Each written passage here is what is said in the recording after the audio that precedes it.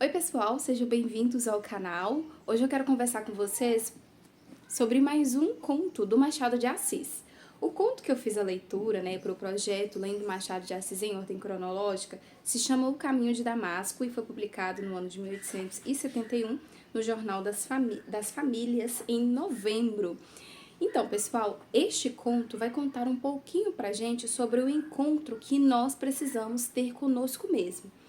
Acontece que na vida do ser humano, podemos passar, o ser humano passa por muitos percalços, por muitas dificuldades e vitórias, e que apenas, às vezes, através da dificuldade ou as dificuldades, prepara o ser humano para encontrar, muitas vezes, o seu propósito, o seu próprio caminho, se reencontrar dentro de si próprio através daqueles cacos que às vezes sobram do ser humano.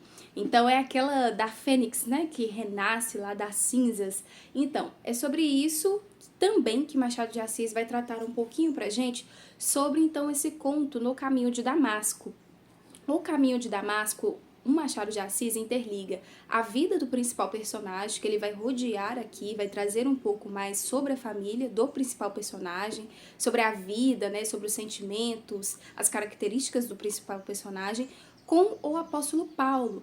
Isso, o apóstolo Paulo da Bíblia Sagrada, o qual perseguia os crentes, perseguiam, os filhos de Deus. E aí, no caminho de Damasco, Deus aparece, através, de uma luz no céu e fala: Saulo, Saulo, por que você me persegue?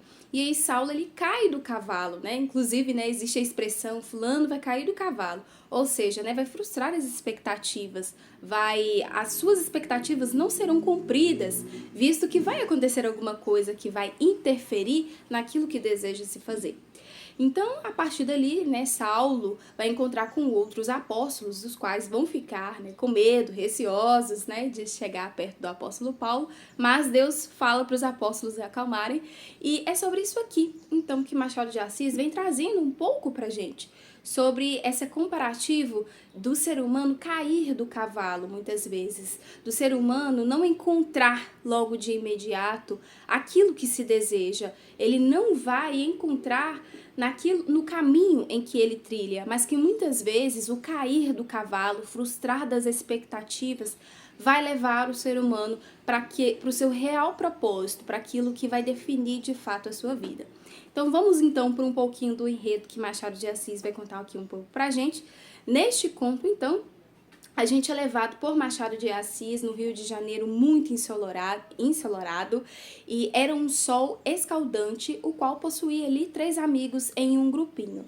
Jorge, o qual é o principal personagem, tinha cerca de seus 23 anos de idade, estava nos seus anos verdes, o qual estava conhecendo ainda a vida, era um jovem muito devasso, sem compromisso, irresponsável e que trazia muitos problemas para os seus pais, sobretudo para sua mãe. A sua mãe, ela era uma senhora extremamente zelosa, devota à sua religião, e também ela que administrava então a sua casa. Então decisões muito importantes não ficavam ali a cargo do patriarca, mas somente mesmo da mãe de Jorge. E o pai de Jorge, ele era um homem muito permissivo, então ele deixava tudo às mãos, às claras, não colocava dificuldade ali para Jorge. Então Jorge ficou um adolescente ou um jovem, ali nos altos seus 23 anos de idade, muito infantil, ou seja, ele não gostava de ter responsabilidades, ele não queria, contrair matrimônio, não queria ter responsabilidades com a religião, com a tradição da sua família, e ele ia, para as noites e voltava apenas de madrugada, e o seu pai bem que sabia, mas achava, isso é coisa de adolescente, isso é coisa de menino que está se tornando, já homem, e ele nunca refreou Jorge. Isso lá na frente vai lhe custar muito caro, vai lhe custar reputação, dinheiro e até mesmo a sua própria saúde.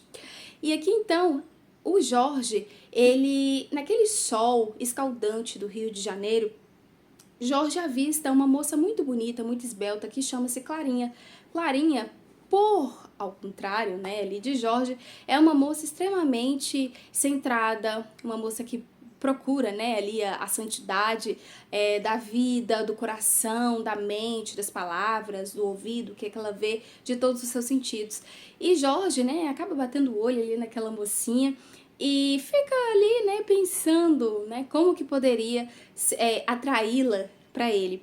Só que Clarinha, ela sabe muito bem o que é que ela quer. E justamente, né, Clarinha vai viver então juntamente com Jorge na mesma casa, porque eles são primos.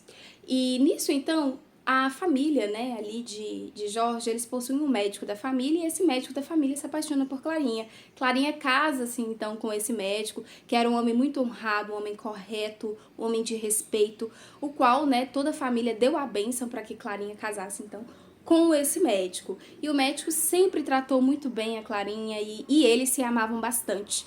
Só que entre então esse enredo existe aqui, na verdade, né, um personagem que faz toda a diferença. Esse personagem, ele tem um papel de saber todos os segredos da família, é ele que une a família em momentos de dificuldades, em momentos, né, de tomar decisões importantes, é ele que vai lá, que faz, né, que dá como é que eu posso dizer? Ele que faz com que as opiniões se transformem naquilo que ele deseja. E esse alguém, então, é o padre da família. O padre da família, além de sacerdote, então, espiritual da família, ele é aquele, né, que sabe de tudo que acontece naquela família. Então, tudo eles têm que chamar o pai, eles não sabem resolver, o padre, eles não sabem resolver nada sozinhos. Então, o padre, ele sabe de todas as coisas, os segredos mais profundos. E quando, infelizmente, vem a óbito o esposo da Clarinha, o padre, então, revela todos os segredos, revela, né, as confissões dos corações ali dos seus fiéis. Inclusive, ele já deixa antes mesmo, né, desse médico vier a falecer. Enfim, resumo de história, né, é muito interessante você leia, né, esse conto, mas no final acaba-se então, né, a Clarinha viúva e ela então cede ali espaço para que Jorge chegue mais perto dela, para que eles possam então se conhecer. Mas o detalhe aqui dessa história é que Jorge ele teve que passar por uma longa triagem para saber o real valor, né, seja do amor, seja da pessoa certa. Então ele teve que perder para ganhar quando aconteceu, né, ali a oportunidade. Sinceramente, não foi o melhor conto do Machado de Assis, embora ele traga essas reflexões positivas, mas eu achei que ele pesou um pouco a mão, sabe? Eu não queria que esse médico, né, que era tão honrado, tão bom para Clarinha, viesse a falecer. Mas é um conto, né, traz aí esses aspectos mais finitos pra gente e de um cunho, né, muito pequeno de autorreflexão e de reflexão, né, pra vida aí, de quem deseja fazer a leitura, né, quem faz a leitura e que consegue, então, identificar em si próprio, né, alguns aspectos interessantes, né.